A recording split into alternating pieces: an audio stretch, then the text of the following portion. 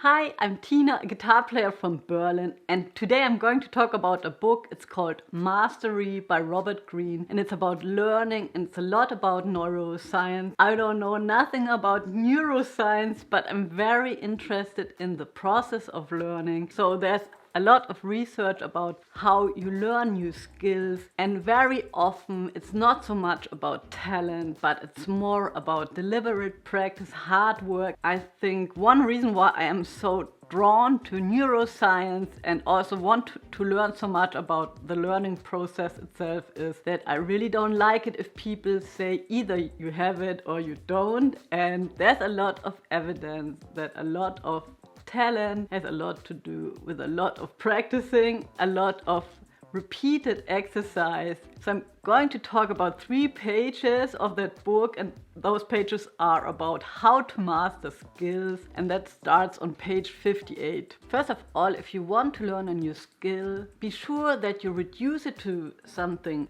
simple and essential, that you know exactly why you want to learn it. Then start talking about tacit knowledge. So that's knowledge that you can't retrieve from books, but that you can only get from doing something. So you can think about riding a bike or learning to swim. You can read a lot of books, but you will never learn it without doing it. And there's a natural learning process which helps the brain a lot, or the brain is really designed to that kind of learning, is learning through tacit knowledge. So he talks about that apprenticeship system in the Middle Ages where a worker would stay for 7 years with a master. So they would sign a contract that they would learn with that person for 7 years, and they would learn through imitation, endless repetition, doing the same thing over and over again, easily for more than 10,000 hours. They would use expensive material from the start, like the woods or the metals, so they would really have to focus that they wouldn't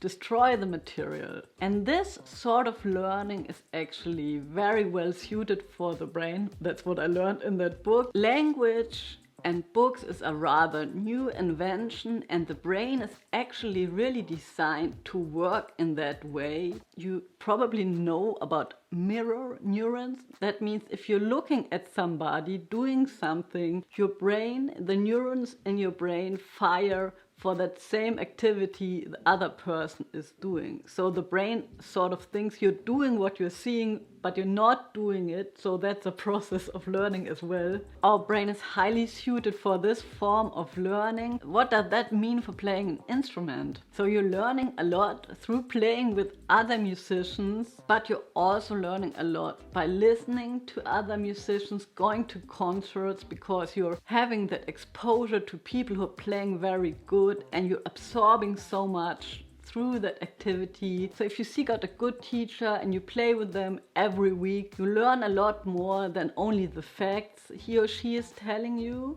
And of course, that means it's a good idea to surround yourself with the best influences that you can possibly have.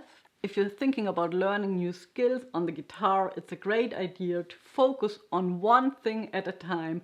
Repeat that endlessly, repeat it, and really stick with it. But we all know playing jazz guitar, playing a jazz standard comes with a lot of things one has to learn. And I think in the beginning you have to learn a lot of things, but maybe you can implement a strategy into your practice plan. Practice one thing for 10 minutes every day, all the time. And he's talking about that cycle of accelerated returns. So if you're practicing one thing for a long time, it becomes easier, it's more fun. So probably you're going to practice longer, and then it becomes even more interesting, and then you are practicing even longer and it becomes more fun. Think about practicing one skill as a foundation for more joy in your practice routine. Be courageous and stick to that one thing. Now, with that Corona time, it's actually a good time to practice new skills, because most of us don't have so fully loaded schedules of playing concerts, so there's not so much pressure of learning a new repertoire that you just have to have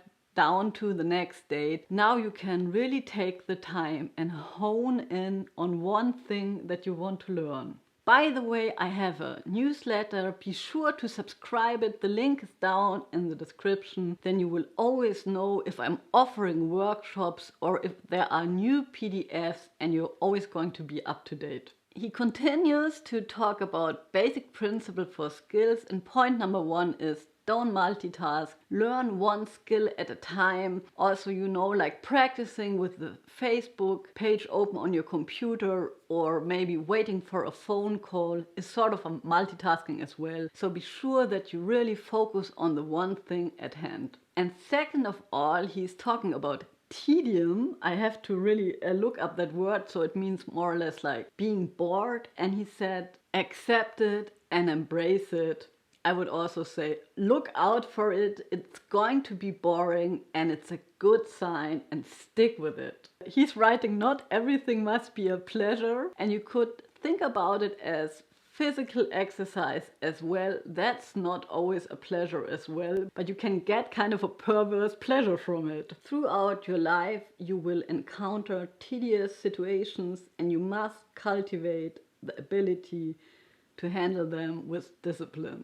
And last but not least, he's talking about the neurological implications of repeated practicing, learning a new skill. And that's very interesting, because in the beginning, you have a lot of more neurons in the prefrontal cortex that's here. And I also read that it can look like you are having a bigger head when you're learning a lot.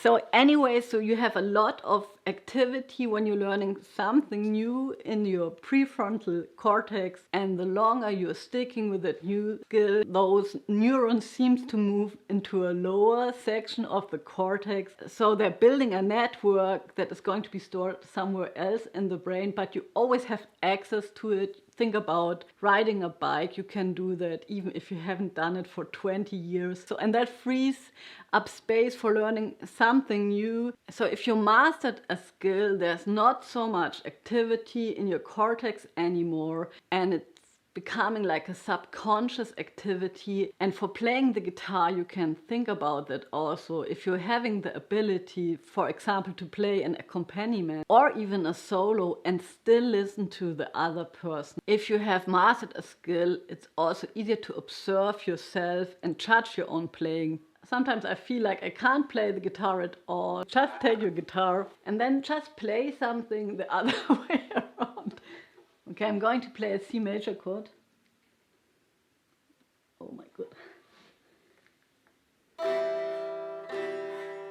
I want to skip to this book, which is very good as well. And he's also talking about what happens to your neurons when you're learning something new. And there's apparently like a fatty layer that's called myelin that is surrounding the neurons and helps them to fire faster. So to make a network of neurons that is working so well, you must make sure that you're really focusing when you're practicing something new. You can't be distracted by anything. You just really have to hone in on the one thing that you're doing. Even if you're feeling uncomfortable, go through that feeling. And one thing that always happens to me when I'm working on one skill only, I love doing this, is that I get so many ideas and thoughts. So I keep a notepad and a pen, write it all down. So I'm making sure I'm not trying to remember anything for after the practice session. So we all know we can be distracted by the things around us, but often we are also distracted by the things in our brain, and writing them down is one way of getting rid of your thoughts. You know that I really love reading books. If you have any suggestions, be sure you write them down below, even if you have any ideas or comments on that video. And the next video is going to come out coming Monday, and I'm going to make a video about my guitars because I had a lot of requests. Also going to make that video about equipment in general, all the things that I need to use when I'm getting ready for a gig. For example, I have a new eyeliner. It's amazing. See you around. Bye.